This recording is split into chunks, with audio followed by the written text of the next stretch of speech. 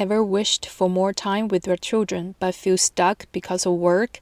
I've been there. Then I found Cal Newport's book Deep Work. And guess what? I now work 2 hours less every day. And my work performance did not drop. It soared. Let me share with you the strategies that changed my life. Number 1. Embrace deep work. Cal Newport introduces us to the transformative concept of deep work. He defines deep work as professional activities performed in a state of distraction-free concentration that pushes one's cognitive capabilities to their limits. Engaging in deep work is like supercharging your brain, making it work faster and more efficiently. Now picture this. Your cell phone pings and you take a peek, thinking it's just a brief detour from your work. But this short shift leaves a shadow on your focus, what Newport describes as attention residue. Your mind doesn't just bounce back to your work. Part of your brain lingers on your cell phone, diluting your brain power and leading to a lower level of performance on your work. The solution is deep work, which means that you need to work for extended periods with full concentration on a single task without distraction. Since adopting this deep work method, my productivity hasn't just improved, it's transformed. I now spend less time on each task and the quality of my work has soared. I've managed to save hours that used to get swallowed up by my workday. It's not about clocking more hours, but making the hours count. Number 2, minimize shallow work. Shallow work stands in contrast to deep work. Cal Newport defines shallow work as tasks that are non-cognitively demanding, logistically in nature, and often performed while distracted. Examples of shallow work include responding to non-urgent emails, administrative tasks, and routine meetings. While these tasks are necessary, they can be time-consuming and typically don't contribute to significant long-term achievements or professional growth. By reducing or consolidating these less critical tasks, I've managed to save a considerable amount of time at work. Number 3, plan ahead. At the beginning of each day, I plan out my entire workday. I divide my day into blocks of time, about 1.5 to 2 hours per block, and assign a specific task or activity to each block. These tasks and activities include deep work, shallow work, breaks, and personal time.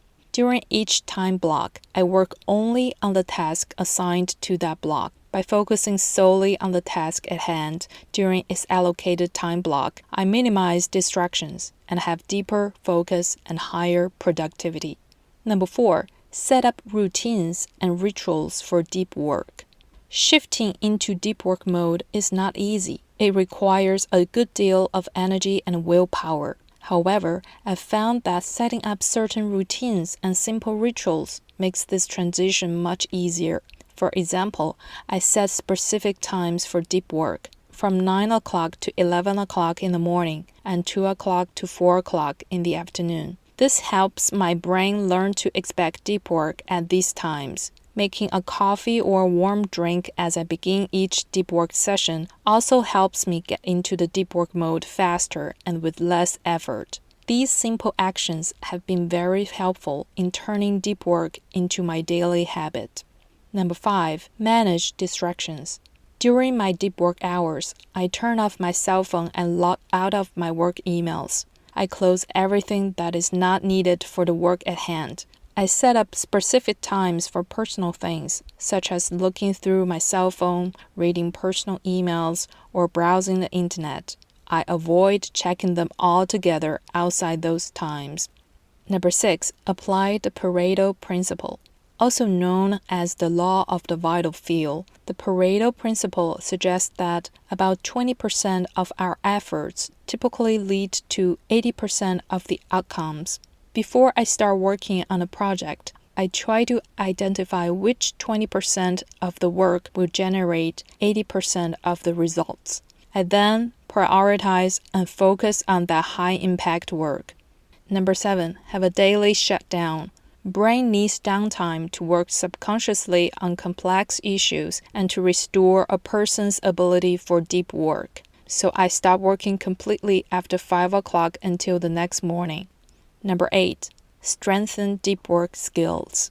Getting good at deep work is pretty much like getting fit.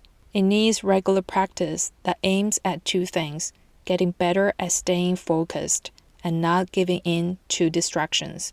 To build up my deep work muscle, I give myself tough deadlines about 3 times a week, pushing myself to the limit to complete the task within the time frame.